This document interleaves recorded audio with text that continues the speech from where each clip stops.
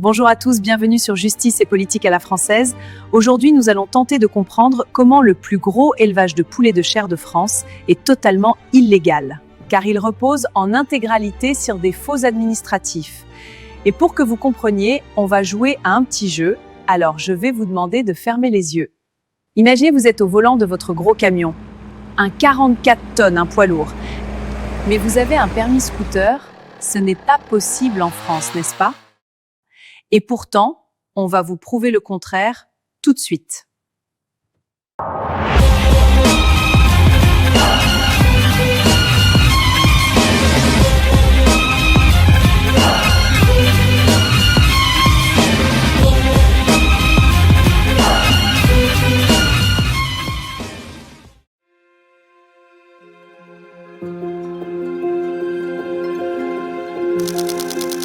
C'est en 1966 que Philippe s'installe dans le petit village de Saint-Saturnin du Limay, avec des vaches laitières, sur 16 hectares. Il rachètera 8 hectares tout proches, portant son exploitation à 25 hectares. En 1968, comme partout en France, c'est la période des 30 Glorieuses. Et Philippe construit son premier poulailler en briques de 800 mètres carrés.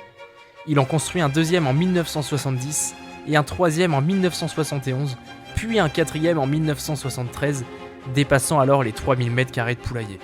Une surface à l'époque considérable. À cette époque, aucune autorisation d'exploiter n'est requise. Si vous préférez, c'est un permis qui est donné pour exploiter une activité agricole. À l'époque, seul un permis de construire est nécessaire, et Philippe les obtient tous avant de construire ses poulaillers. Et les règles environnementales n'existent pas encore dans l'agriculture française. Ainsi, en 1973, Philippe possède du lait, 4 poulaillers et 25 hectares de terre. En 1980, il construit un 5e poulailler de 1500 m², puis un an plus tard, un 6e de 1500 m² également. En 1981, il produit déjà 850 000 poulets par an sur 7200 m² de bâtiment, soit l'équivalent d'un lotissement complet de maisons.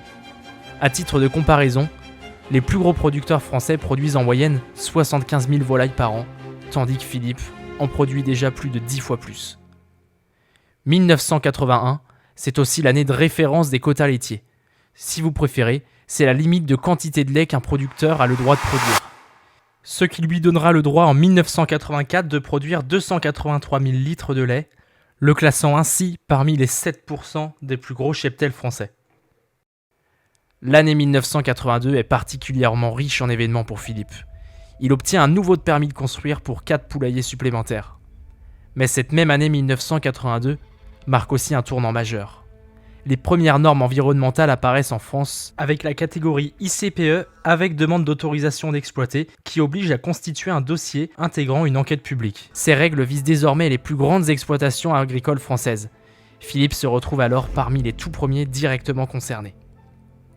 Pour Philippe, être classé ICPE signifiait devoir disposer d'un plan d'épandage, c'est-à-dire de surface agricole suffisante pour étaler une quantité d'effluents d'élevage proportionnée. Mais compte tenu de son élevage de volailles et de ses vaches, il lui aurait fallu environ 300 hectares. Mais en réalité, il n'en possède que 24. Alors, Philippe s'active et tente par tous les moyens de trouver des accords d'épandage avec ses voisins. Mais l'engrais azoté est alors peu cher, et le fumier n'a dans l'esprit des agriculteurs de l'époque aucune valeur économique, tout en étant difficile à mécaniser, car il faut le rappeler, à l'époque, les tracteurs sont sans cabine et roulent à 25 km/h. Il épand donc l'ensemble de ses effluents sur 24 hectares. Certains se souviennent. Je me souviens, j'épandais le fumier en long et en travers avec ce tracteur. On se repérait aux traces des roues sur le fumier noir. Le maïs était vert noir et faisait 4 mètres de haut. C'était comme ça, tous les ans le blé était versé au sol. Toujours en cette année 1982, un nouveau document administratif devient désormais obligatoire pour les agriculteurs. Les autorisations d'exploiter pour les ICPE, une nouveauté majeure. Car désormais, tout exploitant classé ICPE doit obligatoirement passer par une enquête publique. C'est une procédure qui vise à informer et consulter la population avant la promulgation d'un arrêté d'autorisation d'exploiter par le préfet. Philippe, à l'époque, était titulaire uniquement d'un certificat d'études. Il laisse donc l'administration gérer l'ensemble du processus. Mais faute de terre suffisante, et face à 6 poulaillers en fonction et 4 autres déjà accordés par permis de construire, souvenez-vous, pour 24 hectares seulement, l'équation devient insoluble. Ainsi, les services compétents français vont délibérément dissimuler et cacher une partie majeure de l'exploitation. Ils vont cacher la totalité du cheptel laitier et les permis de construire pour 4 autres poulaillers qui vont lui permettre de s'agrandir, représentant 5300 m² supplémentaires. L'enquête publique est donc truquée par l'administration française. Selon vous, qui pourrait croire qu'un préfet prenne une telle décision sans l'aval du ministre? Car oui, si l'ensemble avait été déclaré, l'autorisation aurait été de 195 000 volailles, et ensuite, l'administration aurait dû exiger au minimum 300 hectares de plan d'épandage. Ou alors, transformer certains poulaillers en bâtiments de stockage, voire même déconstruire certains d'entre eux. Mais rappelez-vous, nous sommes dans une période de forte demande de production, car nous sommes à la fin de la période des 30 Glorieuses. Par conséquent, la préfecture choisira de tricher, en dissimulant les permis de construire et la totalité du cheptel laitier. L'enquête publique est clairement falsifiée et est validée par la préfecture.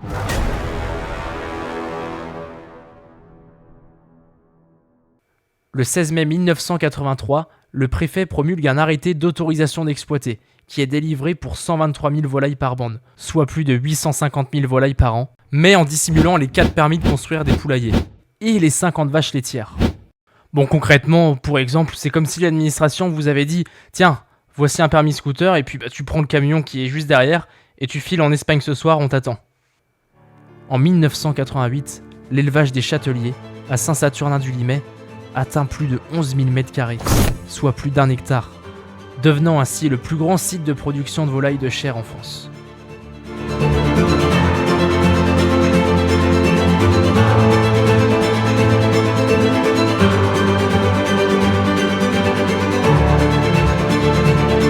La production réelle atteint déjà, à minima, 300 000 volailles par bande, soit plus de 2,1 millions de volailles par an. Qui pouvait croire qu'un agriculteur investissant dans 4300 m² de poulailler supplémentaires n'augmenterait pas sa production pour amortir ses bâtiments? Et je vous ai peut-être pas précisé ce qu'était une bande de volailles. Quand on parle de bande de volailles, on désigne un groupe d'animaux qui est élevé ensemble dans la même installation, donc dans le même élevage. Par exemple, une bande peut regrouper plusieurs milliers de poulets dans un même bâtiment, qui sont tous du même âge et élevés dans les mêmes conditions. Donc généralement, ça dure environ 35 jours pour des poulets. Donc du coup, l'élevage peut faire jusqu'à 7 cycles par an, ce qui représente les 2 100 000 volailles par an de cet élevage.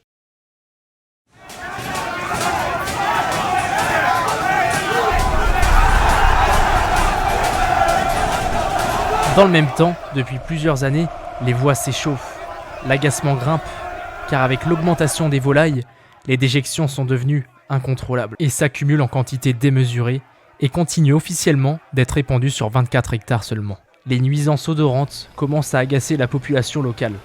Avec le temps, les odeurs deviennent de plus en plus insoutenables, alimentant une frustration grandissante parmi les villageois, qui sont situés à seulement 500 mètres de l'élevage. La situation atteint un point de non-retour lorsque 400 villageois du petit village de 600 habitants se mobilisent et déposent une pétition. Encore eux, ce n'est plus possible. Il faut faire une pétition avec tout le village. Qui atterrit finalement sur le bureau de Brice Lalonde, alors secrétaire d'État à l'environnement. Celui-ci se rend à la DSV du département, provoquant ainsi quelques remous au sein de l'administration aux agissements plus que discutables. Mais les problèmes liés à l'élevage de volailles pour le village de Saint-Saturnin-du-Limay ne s'arrêtent pas là, car suite à un branchement sauvage sur le réseau d'eau communal par l'élevage de volailles, l'ensemble du village est désormais touché par une pollution à l'eau ferrugineuse. L'eau est imbuvable, saturée en fer, laissant une teinte brune et un goût métallique insupportable. Encore orange. C'est à cause de l'élevage de volailles. Encore eux, ce n'est plus possible. Il faut faire quelque chose. Les vêtements sont irrémédiablement tachés, irrécupérables, couverts de rouille qui ne part plus. Les sanitaires, baignoires et éviers sont envahis par des résidus de rouille, rendant les surfaces impossibles à nettoyer. La totalité du réseau communal public est donc touchée. C'est encore à cause de l'élevage de volailles. Encore eux, ce n'est plus possible. Après cette mobilisation au sein du village, la situation au cœur de l'exploitation agricole continue d'évoluer. En 1991, son fils, Hugues, s'installe à l'autre bout de la commune, sur 40 hectares, avec un poulailler et des vaches laitières. Nous sommes désormais en 1996. Ayant largement transgressé la loi et manipulé l'autorisation d'exploiter de 1983, l'administration française se retrouve prise à son propre piège. Si elle tente de réagir en lançant une nouvelle enquête publique, comme la loi l'exige, elle devrait exposer ses propres fautes devant la société. Un tel scénario est impensable pour les hauts fonctionnaires qui, par solidarité mal placée et pour protéger leurs intérêts, choisissent de garder leurs actions secrètes et d'ignorer les violations commises. En 1996, toujours dans la même année, des hauts fonctionnaires optent pour la fuite en avant. Ils élaborent un arrêté de prescription environnementale. Attention, vous allez voir, c'est différent. C'est un type de décret qui peut être promulgué sans enquête publique, donc discrètement, à l'insu de la population. Mais par contre, cet arrêté ne peut en aucun cas autoriser une augmentation des effectifs ou bien un agrandissement du plan d'épandage. Les fonctionnaires, dans un élan de manœuvre administratif, vont aller encore plus loin. Sur le papier, ils associent Hugues et Philippe, bien que chacun ait une comptabilité et un statut juridique distinct, et ce, sans la moindre signature. À l'insu de Hugues, ils intègrent ces 40 hectares au plan d'épandage de l'élevage de volailles de Philippe, augmentant ainsi illégalement ce dernier. De plus, ils dissimulent un second troupeau de vaches, les vaches de Hugues, tout en augmentant les effectifs, passant de 123 000 volailles par bande à 196 000. Le tout sans la constitution d'une nouvelle société regroupant les deux exploitants et sans demande d'autorisation d'exploiter avec enquête publique. Donc sans consulter les riverains qui étaient déjà excédés et lourdement impactés, qui seront cette fois-ci totalement ignorés. L'administration vient d'élaborer et de publier à son initiative un deuxième arrêté frauduleux sur cet élevage. Bon, après ça, l'exploitation fonctionne ainsi jusqu'en 2001, année où Philippe prend sa retraite après une carrière marquée par un travail acharné. Cet homme, c'est Philippe, et il joue au palais un dimanche en combinaison de travail. Il aura consacré sa vie nuit et jour à son élevage de volailles. Ce n'est qu'au terme de cette vie de labeur qu'il décide de passer le relais. Entre-temps, le second fils de Philippe s'était installé à son tour sur 46 hectares avec des vaches laitières.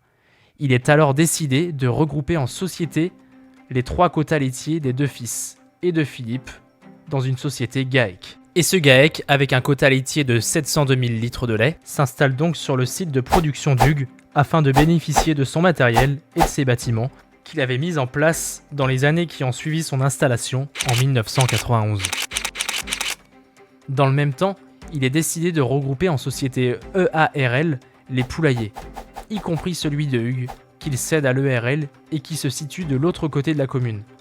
Cela porte la surface totale de l'ERL à 12 000 m². Et en fait, c'est pas qu'une ferme, mais c'est une sorte de consortium, puisqu'il y avait 2 exploitations, une exploitation de poulets et une exploitation de vaches. Et au total, donc, c'était la 3e ferme des Pays de la Loire. Donc, pas une petite exploitation. De son côté, Hugues devient responsable technique et financier de l'activité laitière au sein du GAEC. Avec plus de 700 000 litres de quota, son exploitation est bien évidemment classée ICPE et fait l'objet d'une enquête publique, qui aboutit à une autorisation d'exploiter en 2001. En revanche, pour l'ERL et son nouvel exploitant, la préfecture ne demande ni une fin de cession d'exploitation à Philippe, ni une demande d'autorisation d'exploiter avec enquête publique pour la nouvelle société ERL.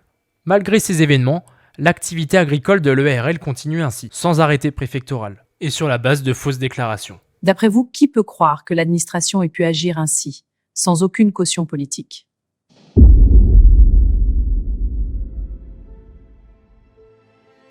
Mais le calvaire ne s'arrête pas là pour les villageois. En mai 2004, l'élevage de volailles installe une station de compostage illégale. Les odeurs deviennent insoutenables, bien pire que les épandages de fumier. L'échec est total. Mais le collectif des villageois, cette fois-ci, accompagné du maire, oblige l'organisme DSV à reconnaître l'illégalité de la construction.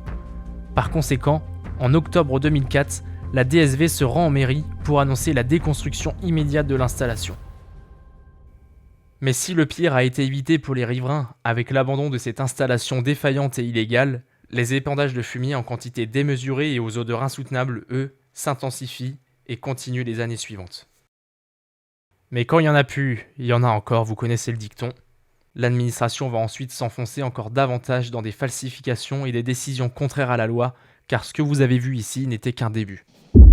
En effet, nous sommes désormais en 2007, et les fonctionnaires tentent de donner un peu plus de légitimité à l'ERL et à l'élevage de volailles. Un nouvel arrêté préfectoral est pris pour augmenter les effectifs de l'élevage de 196 000 à 223 000 volailles par bande, sans demande d'autorisation d'exploiter et évidemment sans enquête publique. Concrètement, l'objectif est clair, c'est de se rapprocher de la réalité sur le terrain. Car en réalité, l'ERL tourne en permanence à 300 000 volailles par bande sans autorisation d'exploiter. Donc ce qui représente plus de 2 100 000 volailles par an. Le tout sans autorisation d'exploiter. Et le pire dans tout ça, c'est que cet arrêté frauduleux de 2007, il survient malgré un courrier officiel du 25 septembre 2006, donc un an auparavant à peu près. Et dans ce courrier, c'est la directrice de la réglementation qui rappelle clairement que l'ERL devait passer par une enquête publique et obtenir une nouvelle autorisation pour continuer à exploiter. Car l'autorisation de 1983, qui elle-même est déjà frauduleuse, avait été substantiellement modifiée. En d'autres termes, elle reconnaît que le site et sa production sont illégaux, mais l'administration ne fait rien pour y remédier. Qui pourrait croire que l'administration ait pu passer outre cette alerte sans l'aval du ministère de l'Agriculture ou de l'Environnement, alors que l'administration contrôle strictement les autres éleveurs et leur impose ces mêmes règles de manière drastique et déloyale? Mais comme si la situation administrative illégale de l'élevage de volailles ne suffisait pas, sa santé financière est catastrophique. Ainsi, en 2002, 2003, 2004, 2005, 2006, année après année, les comptes sont déficitaires et certains atteignent un niveau particulièrement grave. En mars 2007, la banque ira même jusqu'à contraindre le retraité Philippe de réinjecter 165 000 € après un premier rapport 3 ans plus tôt de 100 000 €. Ainsi, l'exploitation se trouve dans une situation économique insoutenable. Bien que l'élevage soit illégal et confronté à des difficultés financières chroniques, les dettes continuent de s'accumuler sans solution apparente. L'exploitation s'enfonce dans un gouffre financier. Face à cette réalité, et malgré l'alerte donnée par l'un de ses propres services, l'administration choisit de ne pas intervenir et laisse la situation perdurer et s'enfoncer tristement. Les lois qu'elle impose de manière drastique et intransigeante à tous les autres éleveurs en France, souvent scrupuleusement contrôlés, sont appliquées de façon bien différente lorsqu'il s'agit de couvrir les failles administratives liées à cet élevage. Mais l'administration va faire pire encore. Pour tenter de mettre aux normes l'élevage de volailles, déjà bien illégal et en faillite financière, qu'elle soutient depuis des décennies. Le GAEC laitier d'Hugues, situé sur le même site que l'élevage de volailles, va être totalement détruit. Les services de l'État vont orchestrer la destruction des outils de production laitier du GAEC, mis en place par Hugues. Une ferme vide, silencieuse, c'est ce que nous avons pu découvrir ce matin. Tous les animaux ont été emmenés, même les veaux d'à peine quelques jours. Exercé en cachette, sans discussion possible, du jamais vu en France. Moi, c'est un dossier comme ça, aussi dingue, avec autant de problèmes, que ce soit au niveau de la préfecture, des autorités sanitaires, tout ça. Moi, j'ai jamais vu ça. Ainsi, la totalité de ces animaux, sans matériel, tout sera pillé, pour installer sous les vastes stabulations et étables une gigantesque station de compostage et des hangars à maturation des composts. À ce jour, 15 ans après, Hugues n'a reçu aucun dédommagement. Mais attention, si vous pensez avoir tout vu avec la suppression de l'élevage laitier, détrompez-vous, ce n'était qu'un avant-goût. Bon, je vous l'accorde, un avant-goût très amer et très piquant. Mais en France, on sait recevoir et faire les choses jusqu'au bout, vous le savez. Donc la suite va vous sidérer encore une fois. Revenons-en à l'élevage de volailles. En novembre 2013, c'est le point culminant de cette gestion administrative française tristement défaillante. Après avoir soigneusement éliminé l'élevage laitier pour se réapproprier ses installations qui étaient sur le même site que l'élevage de volailles, l'administration décide d'agir pour l'élevage de volailles. Plutôt que de lancer une procédure pour régulariser la situation avec une nouvelle autorisation d'exploiter, elle choisit de faire passer une enquête publique. Mais cette fois-ci, pour une simple extension des effectifs. L'objectif est clair, éviter à tout prix qu'une nouvelle autorisation d'exploiter expose l'illégalité de l'exploitation. Car si cette procédure échouait, ce serait la fin du plus gros élevage de poulets de chair de France. Ainsi, l'administration va élaborer un dossier qui semble légitime en apparence, vous allez le voir, puisque l'administration va mettre en place une traçabilité purement administrative en parlant d'exploitants plutôt que de nommer les différents responsables. Elle construit ainsi une continuité sanitaire fictive sur 10 ans afin de contourner les seuils de production qu'elle impose elle-même. Donc concrètement, c'est très simple. Regardez, l'administration va créer l'illusion d'une continuité administrative entre une autorisation qui était personnelle en 1983, donc là on parle de Philippe qui est désormais à la retraite et qui en 83 avait une autorisation pour 7000 m² et 123 000 volailles. Et donc elle crée l'illusion avec un élevage qui est en société ERL, ayant intégré un second site de production pour 12 000 m² et 330 000 volailles. Et donc cette transformation radicale va bien au-delà d'une simple modification de l'autorisation initiale. Et pourtant, des fonctionnaires, dans un dernier acte de dissimulation, vont clore cette mascarade administrative. Parce que oui, clairement c'est le mot, agissant comme si tout était dans les règles alors que tout est contraire à la loi. Ainsi, les arrêtés préfectoraux de 1996 et 2007 vont être bricolés et retapés pour celui de 1996 avec imitation des signatures des fonctionnaires alors en place en 1996. Oui, vous pouvez le voir là, ça s'affiche. Souvenez-vous, sur celui de 1996, l'arrêté associait Philippe avec son fils, à tort et à son insu. Allez, rigolons ensemble 5 minutes. Regardez, sur l'arrêté de 96, le prénom Hugues n'est même pas correctement orthographié. Ils ont oublié le U derrière le G. Sur la version de l'enquête publique de 2013, un extrait de cet arrêté est joint au dossier. D'ailleurs, il est accessible à tous, vous pouvez le voir vous-même sur internet si vous avez envie.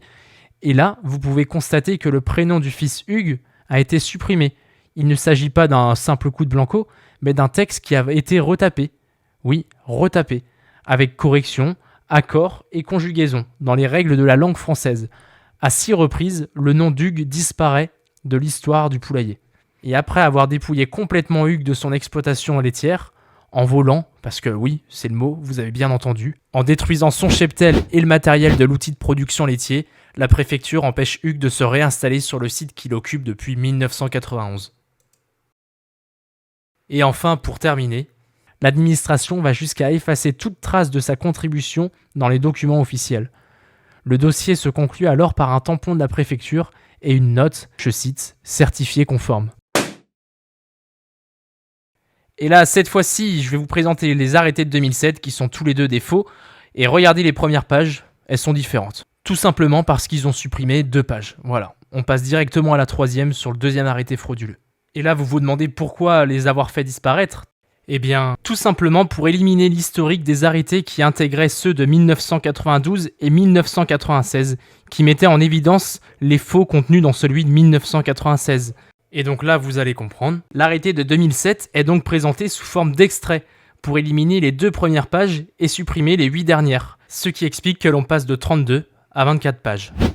Et l'arrêté de 1996, lui, est retapé et présenté comme extrait, ainsi que celui de 2007, et qui sont certifiés authentiques par la DSV, la DDT et la préfecture, pour être présentés ensuite dans l'enquête publique. C'est comme si après avoir acheté un ticket d'Euromillions, on modifiait les numéros une fois les résultats connus. Et ce point, il est essentiel, parce que les personnes qui procèdent à ces modifications sont des représentants assermentés de l'État. Donc concrètement, s'ils sont démasqués en tant qu'assermentés, si la loi est respectée, ce sont les assises directement pour eux. Donc c'est le même tribunal que ceux qui sont accusés de meurtre ou de viol. Et c'est factuel, c'est dans la loi. Et pourquoi ce traitement pour une personne assermentée, vous allez vous demander ? Eh bien tout simplement parce que si cette personne assermentée indique vous avoir vu voler, sur parole, eh bien puisqu'elle est assermentée, c'est sa parole qui compte, et donc vous êtes accusé. Après avoir mis en lumière les talents de la justice, vous pensez peut-être que nous sommes arrivés à la fin, et pourtant pas encore. Vous vous souvenez des arrêtés préfectoraux de 1996 et 2007 qui sont falsifiés, modifiés, retapés avec des bouts de texte qui disparaissent, ou bien des accords de grammaire qui changent, ou encore des prénoms mal orthographiés, eh bien ces arrêtés vont être réutilisés dans l'enquête publique qui va permettre de passer les effectifs de 123 000 volailles à 330 000 volailles par bande. Et là, fait rare en plus en France, 3 commissaires enquêteurs vont être nommés pour diriger cette enquête publique et ils vont voter à l'unanimité contre cet élevage, car dans leurs conclusions, ils écrivent « On constate un sureffectif permanent de plus de 63 000 volailles par bande » et ils rajoutent « Nous ne cautionnons pas le maintien de cette activité pendant des années dans l'illégalité la plus complète ». Un peu plus loin, ils ajoutent « Avec un contexte administratif et historique sibyllin ». Vous devez sûrement penser que le préfet va aller dans le sens des commissaires enquêteurs, d'autant qu'ils sont 3 à rendre un rapport défavorable. Eh bien non. Effectivement, malgré le rapport des 3 commissaires enquêteurs défavorables, le préfet va passer outre et promulguer sur un élevage qui n'a pas d'autorisation d'exploiter l'arrêté du 10 juillet 2014 qui s'affiche à votre écran pour une extension à 330 000 volailles et une extension sur du vent en fait. Entre nous, qui pourrait croire qu'un préfet puisse signer un tel arrêté en de telles conditions sans l'aval d'un ministre? Vous croyez que c'est fini? Eh bien non. Afin de faire correspondre l'administratif à la réalité des effectifs sur le terrain dans cet élevage de volailles, la préfecture établit un dernier arrêté en date du 8 août 2016 portant les effectifs à 360 000 volailles et reflétant la réalité du terrain depuis plusieurs années. Mais afin de s'assurer que celui-ci ne soit pas repérable, l'arrêté ne sera pas répertorié, c'est-à-dire qu'il ne comporte aucun numéro, aucune signalétique officielle. Et concrètement, sur le terrain, cela représente environ 30 poulets au mètre carré. Donc imaginez-vous, sur une feuille de 1 mètre par 1 mètre, vous avez 30 poulets vivant de leur premier jour avec leur arrivée en tant que poussin, jusqu'à leur dernier, 35 jours, synonyme de départ à l'abattoir. Abattoir qui, rappelons-le, peut être approvisionné à lui seul pendant 5 mois grâce à cet élevage de volailles. Pour finir, j'ai envie de vous dire, il aurait été bien plus simple de se demander qu'y a-t-il de légal pour le plus gros élevage de poulets de chair de France, et ce depuis 45 ans. Deuxième question, d'après vous, si la loi était pleinement respectée en France, le plus grand élevage de poulets de chair existerait-il encore? Et pourrait-il continuer à produire aujourd'hui? Donc si vous trouvez une réponse, n'hésitez pas à la mettre en commentaire et la faire partager à tous. On vous remercie d'avoir regardé la vidéo. Abonnez-vous pour ne pas manquer les prochaines qui s'annoncent encore plus troublantes. À très vite.